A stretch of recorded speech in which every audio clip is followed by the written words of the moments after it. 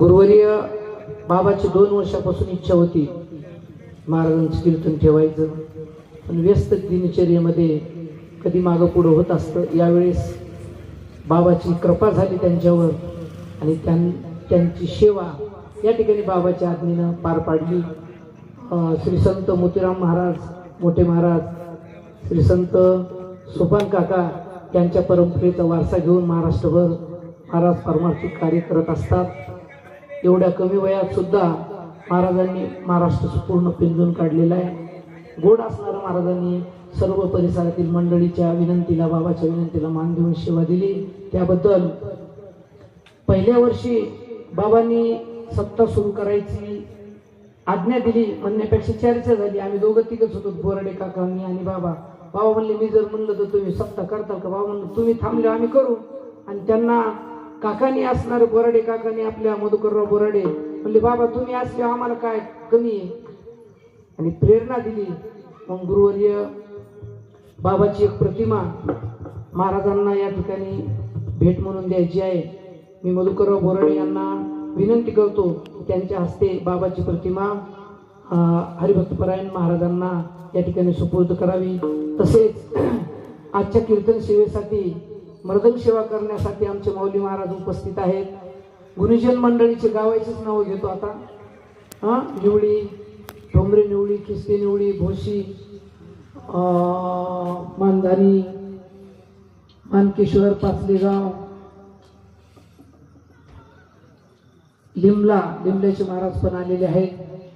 एकदा महाराजांचं प्रतिमा देऊन आपण स्वागत करूया. फोटो घ्या एकदम, त्याला काढा बाबाचा.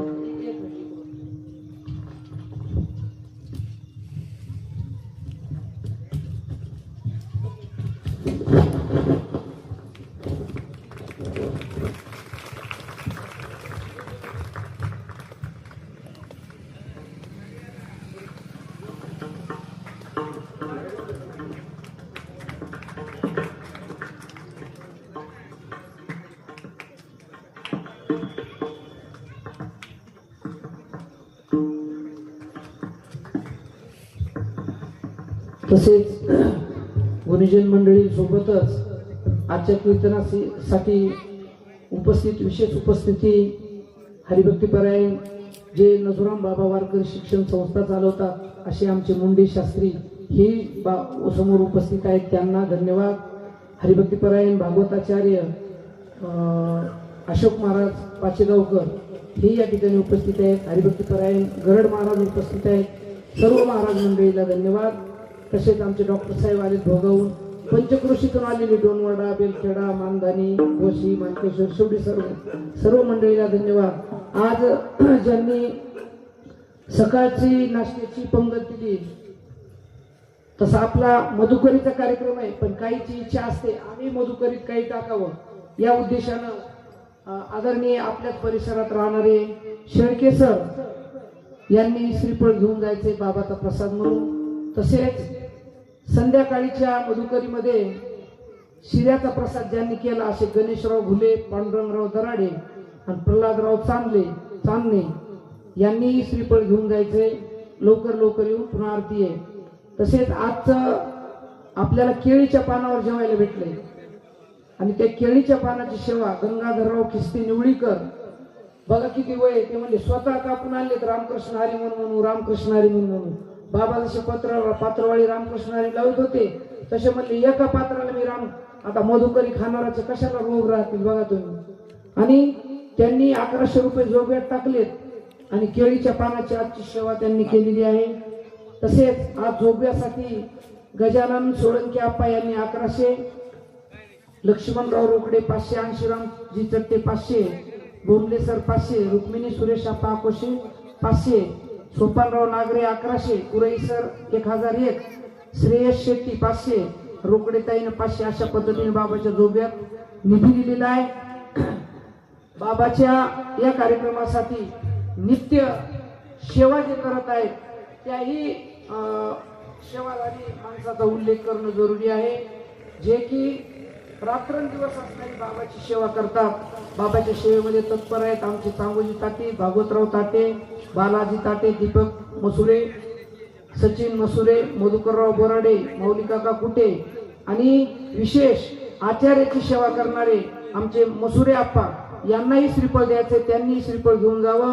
कैलासराव काजळे, गजाननराव देशमुख, नागरे सर, सरकटे काका, सर्वांना खूप खूप धन्यवाद. शेजारती होईल, शेजार आरतीसाठी ताट द्या इकडं. आता इकडंच कोणाला तरी करायला होतं.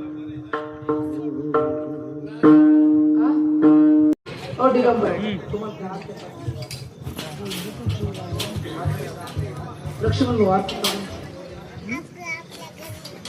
चला. गणेश भाऊ गुले, मी ज्यांचे नाव सांगितले ते सगळीच या समोर.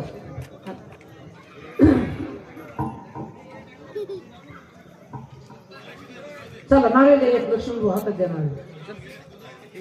गोपाल कृष्ण भगवान की. भगवंतांनी हे जे कार्यकर्ते मंडळी, अन्नदाते मंडळी बाबाच्या कृपेने यांच्याकडून अशीच सेवा घडावी, त्यांच्या ऐहिक आध्यात्मिक त्यांची अशीच प्रगती होत राहावी. बाबाने केळीचे पान आम्ही स्वतः कापू.